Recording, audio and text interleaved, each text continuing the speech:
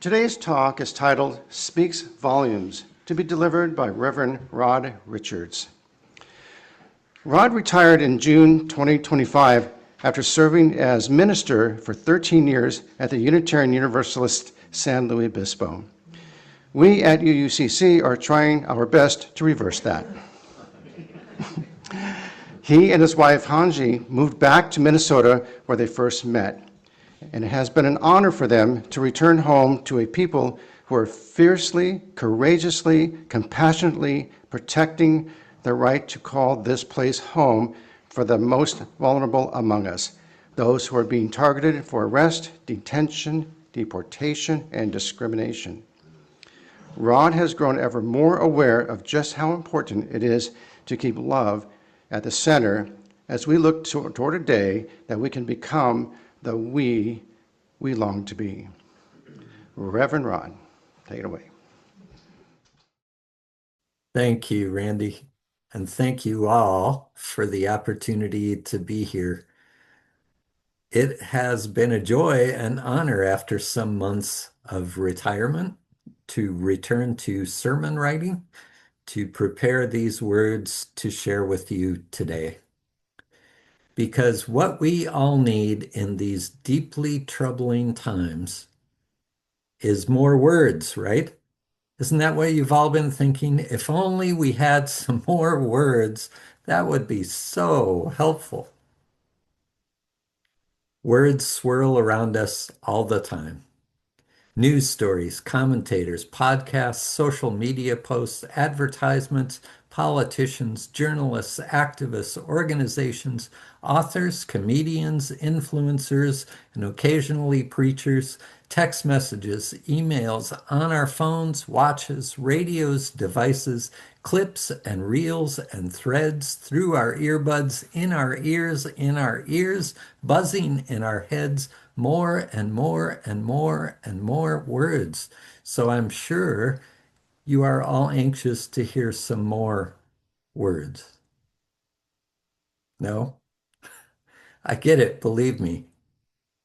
I've spent much of my life preparing words to share with congregations, and I greatly enjoy the process and will always be deeply grateful for the opportunity to do this, to reflect on life, to articulate some aspects of that life as best I can, to write it down, and to share the words I've written.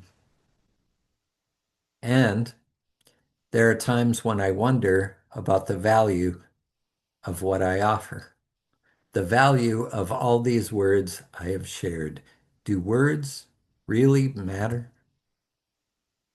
After all, we know, for instance, that a picture is worth 1,000 words. I could have simply let you linger with the wonderful paintings that Randy chose for the slides today. You may find yourselves wishing I had done so. A picture is worth 1,000 words. Violinist and conductor Yehudi Menuhin expressed a thought shared by many musicians and music lovers alike, saying music is a communication far more powerful than words, far more immediate, far more efficient. We know too that actions speak louder than words. To talk about doing something is clearly far less valuable than doing the something that we are talking about. Bodhidharma described the essence of Zen as being beyond words, beyond teachings. Other religions testify to mystical experiences and deep truths that transcend what can be captured in words. We've probably all felt that words can prove to be clumsy tools when we try to articulate the deepest parts of our lives and ourselves, and can fail us as we reach toward realms of ultimate meaning and enlightenment. Christopher Beha, author and former editor of Harper's Magazine, in his recent book entitled Why I Am Not an Atheist, writes, "No matter how hard we try to convey to another person our experience of a given moment, there seems to be something left out. Left out not just because of our lack of eloquence, but because words can't possibly contain it. In our everyday lives, how often have we used phrases like, I can't tell you how much this means to me. I cannot express. I cannot put it into words. This means more than I can say. Words often feel insufficient. Also, and more dangerously, words sometimes work actively against our ability to understand. Christopher Beha, in that same book, explaining one of Bertrand Russell's goals, writes, words could make the illogical sound logical. They could express sheer nonsense as though it made sense. The hope was that mathematical expressions of empirical fact and logical relationship could do away entirely with words as carriers of truth. Maybe I should have become a mathematician. Not that this was ever even a remote possibility. But what I want to share that is this.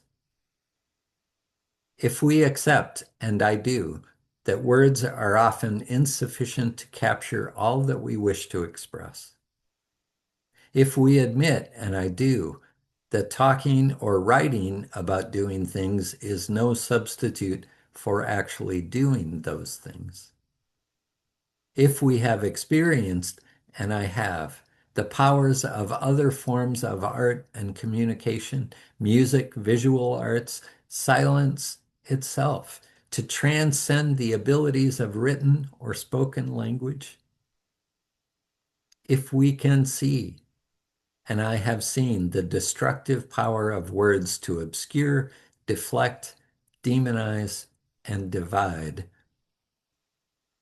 what then? And what is it I have done with my life?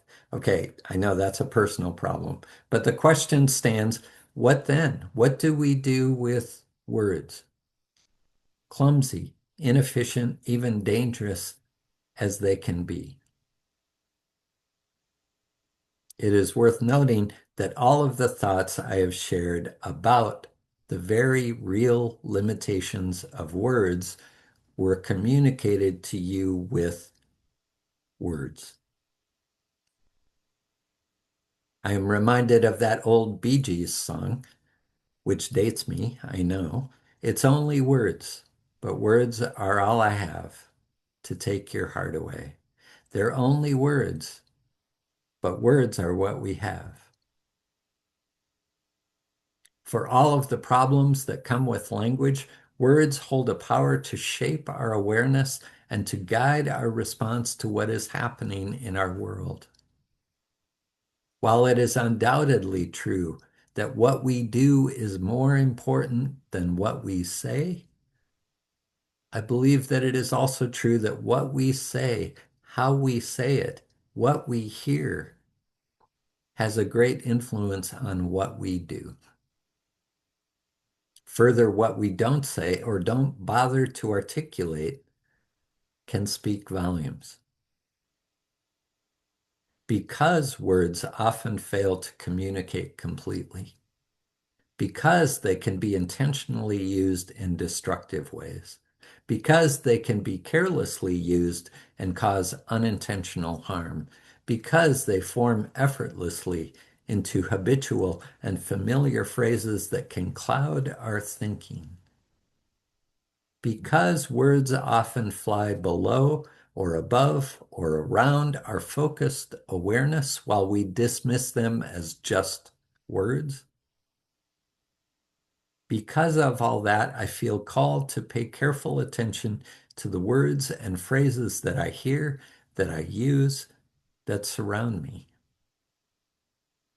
We should be suspicious of the way that words can sometimes make the illogical sound logical, the way that words can sometimes be used to excuse the inexcusable, the way that words can sometimes obfuscate even as we seek to illuminate.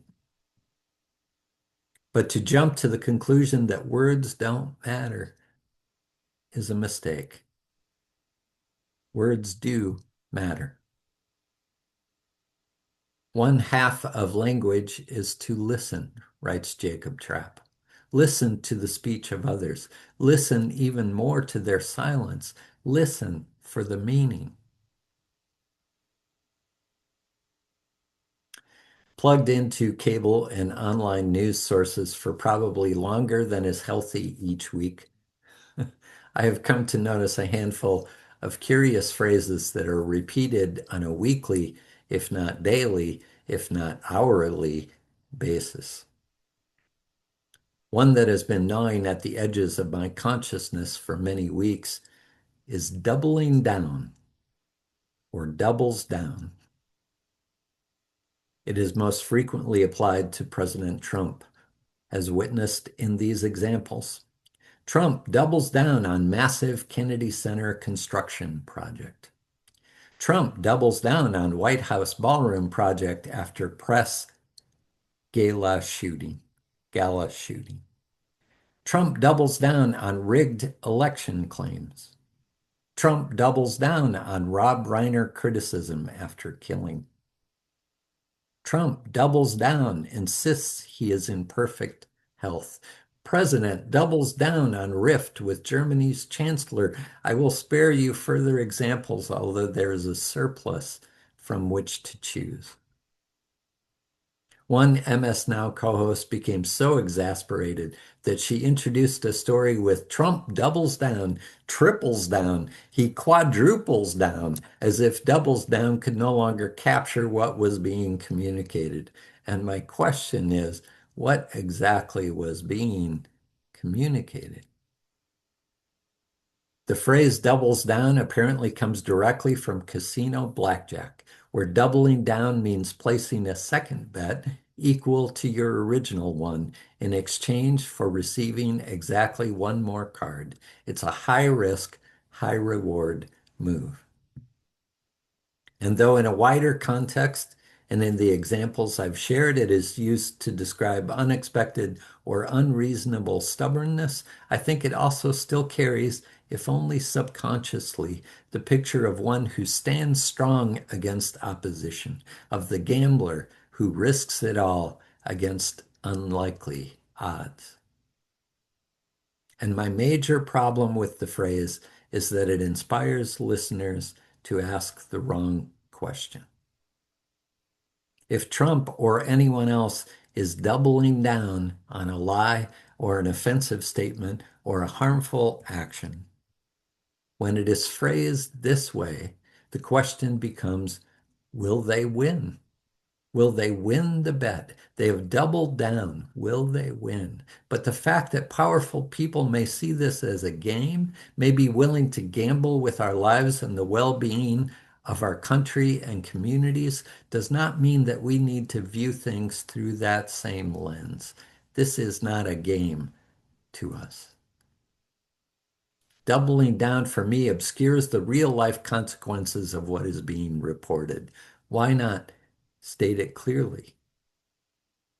Trump continues to proclaim lies that he proclaimed previously. Trump continues to defend reprehensible statements which he delivered previously. Trump continues to justify outrageous proposals and harmful actions which he proposed and commanded previously. If I am correct that this is an accurate interpretation of what is being communicated, I have another question.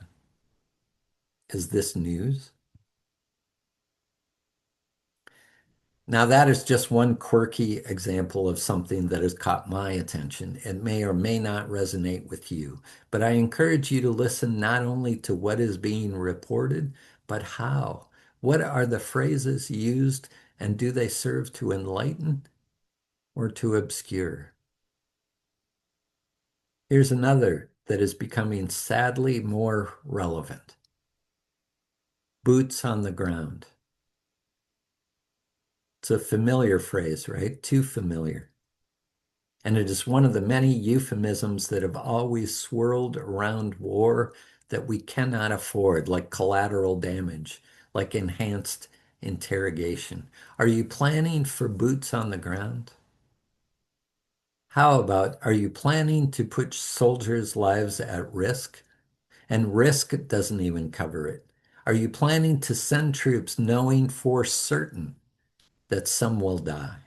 Does the goal you have in mind justify the horrors that they will suffer and that they will necessarily inflict?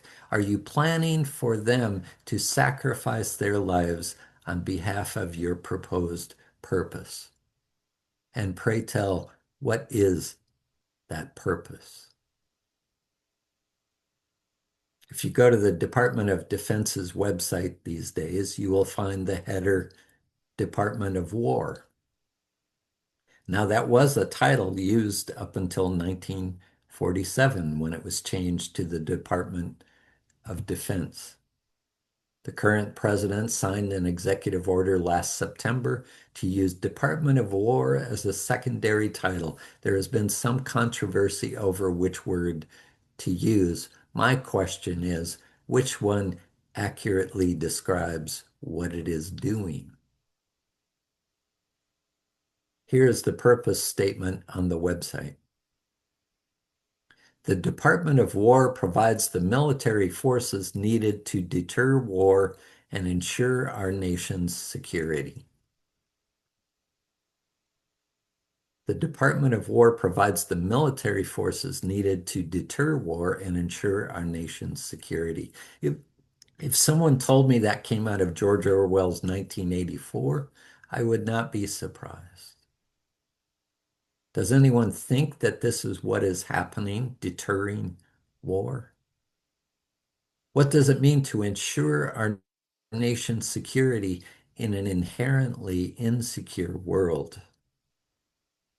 Why does the name Homeland Security still send chills down my spine? Isn't aggression, whether turned outward toward other countries or inward toward our own people, isn't it always sold to the public as defense against hostile forces? I saw some of this play out, as did people across the world. I saw it play out here in Minnesota. I saw people courageously challenge the official narrative. The damage of what has been inflicted on communities here and across the country will be felt for a long time. I continue to see people step forward in ways that give new life to another familiar phrase: love your neighbor. It has been plastered on billboards and t-shirts, and it has appeared on walls and on overpasses in graffiti brilliance. And more importantly, it has taken shape in a collective consciousness that is not just resistance, not just resisting evil, but it is putting love at the center. New words have been floated attempting to describe what has happened and what we sincerely hope will continue to happen. Neighborism. Folks are neighboring. People connecting in ways that they never had before. Acknowledging and celebrating our differences, we saw ourselves as one people. May it be so now and into the future. And much of that is bound up, of course, in what people are willing to do. Actions speak louder indeed, but the individual stories that have been shared often inspire what people do, often motivate people to take risks and invest time and effort that they may not have risked otherwise. People listening to one another. Words can be used to deflect, to excuse, to justify the unjustifiable. They can work directly against actual clarification. That is one reason that words matter. We stay alert to the misuse of the gift of language. But as imperfect as words can be, what amazes me is that they still hold a power to connect us, to realize our inherent interdependence, how words can make experience come alive when one is held in the embrace of people who are listening, and how this communication can lead to transformation. Our willingness to hear one another speaks volumes. Listening is a way of putting love at the center. Because when we tell our stories from deep inside and we listen with a loving mind and we hear our voices in each other's words, then our heart is in a holy place. So may it be.